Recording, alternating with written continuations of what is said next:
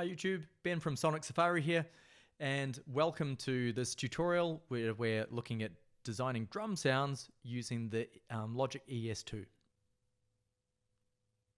Hi YouTube, Ben from Sonic Safari here, and welcome to this tutorial on creating drum sounds using the ES2 synthesizer and Logic. Today we're going to make a clap sound, so let's get into it. Okay, so I'm here on Logic and I've got the ES2 fired up here, and I'm going to start as per usual with this tutorial setting and this analog saw-a-niche just as a starting point. So again, we're just hearing a sawtooth wave here, and I want to start, pretty much this whole sound is going to be noise. So I'm going to set this to oscillator number 3. Let's make sure we're just hearing oscillator 3. In fact, we don't really need to hear oscillator 1. And I'll set this to noise. Lovely. Okay, now a big part of shaping the sound of a clap is actually, again, it's all about any percussive sound, shaping the volume or amplitude with envelopes. And a big part of a clap sound is actually a sort of double attack. Now, this is a bit hard to do in the ES2 because we've only got our standard ADSR envelopes, so attack, decay, sustain, release. So if we had a more flexible envelope with multiple stages, then we'd be able to maybe get a slightly better result. But let's see what we can do here with the ES2. Just trying to stick everything in the one synth here.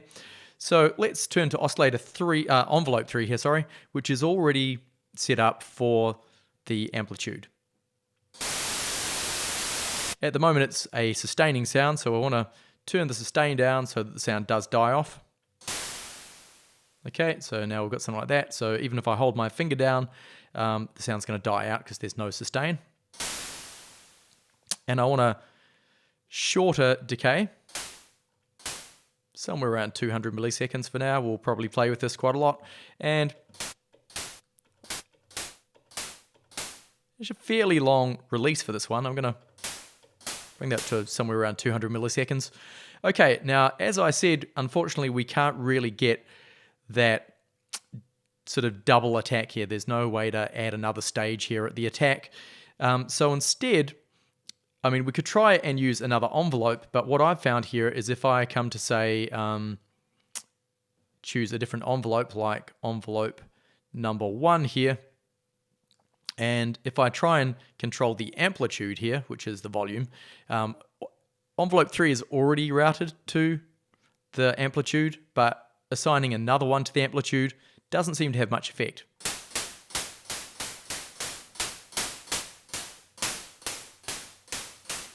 So I'm not really getting the result that I want. So instead what I found is if I try an LFO. I'm just going to choose LFO 1.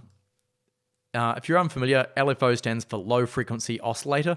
And again, it's just a tone like an oscillator, and except it's at a low frequency.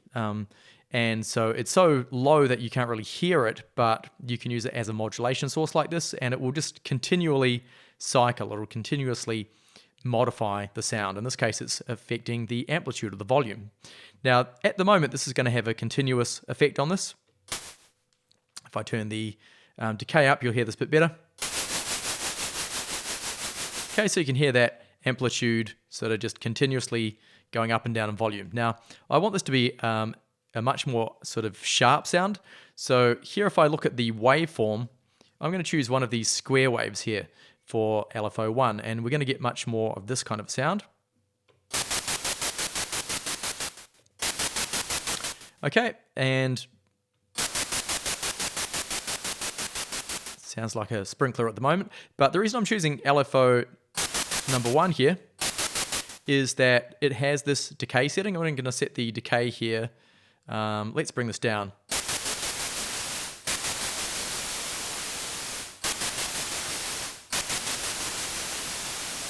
Okay, so you can hear that LFO only lasts for a wee while and then it decays off. So it's almost like an envelope in that it only lasts a wee while. It doesn't keep going. All right, so now what I'll do is I'll bring that decay of envelope 3 down.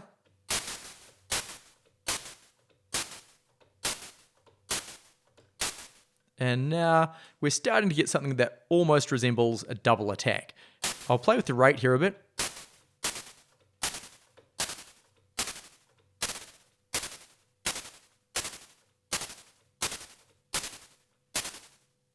Somewhere around there might be quite good. Okay, so that's at about 11 or so.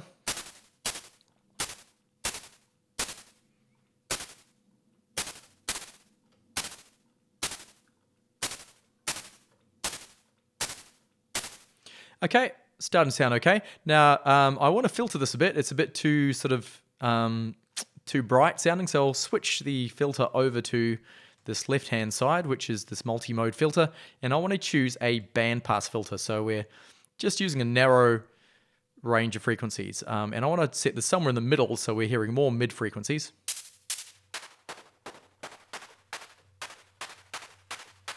Somewhere around there sounds good. I'll increase the drive a bit.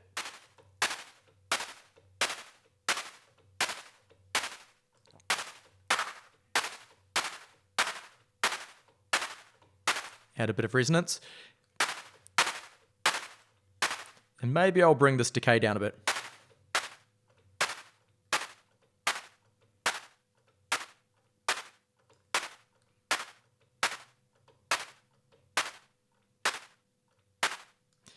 There we go.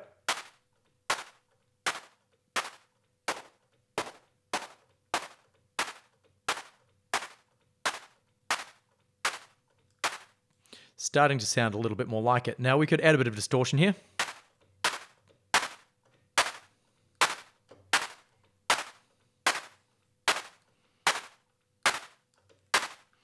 And starting to sound a bit more like a clap. All right, let's see what else we can do. Maybe we could add some effects. We definitely want to have some reverb on here. Let's see if we can actually add a space designer. And again, I'll go for a medium space, a room, maybe this nice room. Or maybe this percussion room. Sounds good. I'll bring the wet down quite a bit. And maybe a slightly shorter length.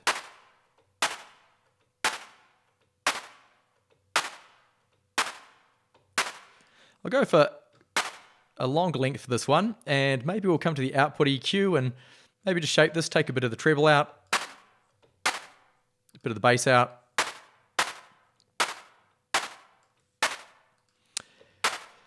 Thinking maybe we could add a little bit more tone to this. Maybe we'll come here and turn on oscillator number 1. Not sure if this will work, but I'll set this to something like frequency modulation, and I'll bring this up.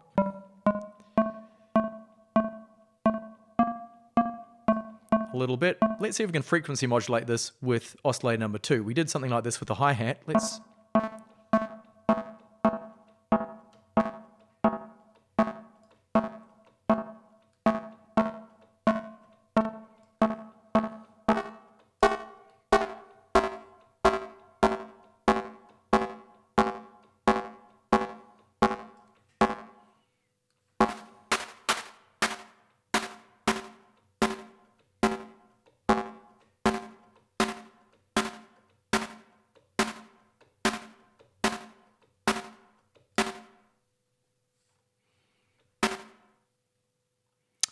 okay, that could be all right.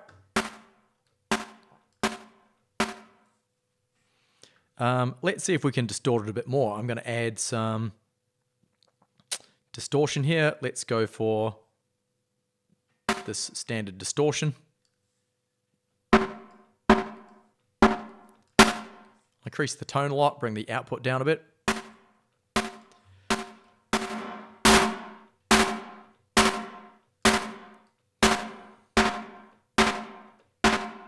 Now, normally I don't put distortion after a reverb, but in this case, I actually like the sound of that. This is really bringing out the reverb though, so I might turn the wet of the reverb down a bit.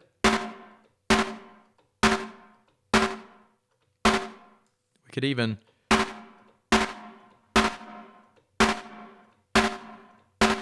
Add a bit of pre-delay there.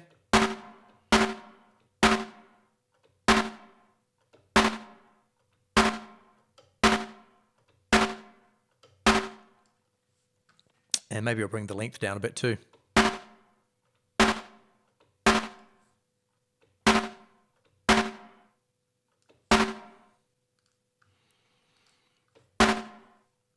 Let's just see what it looks like here. Maybe we could play with a bit of EQ or take a little bit of bass out. So we can boost some of these mid-range frequencies.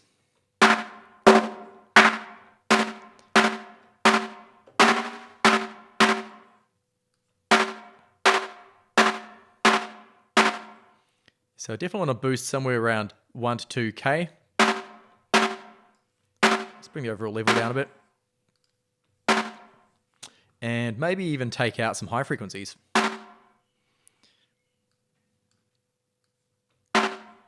Maybe set this to a fairly gentle slope.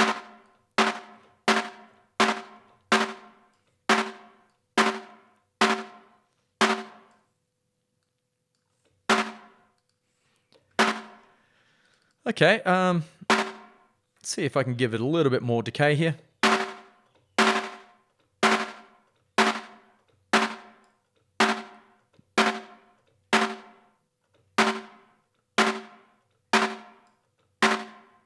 It's possibly a bit more like a snare drum, but oh well.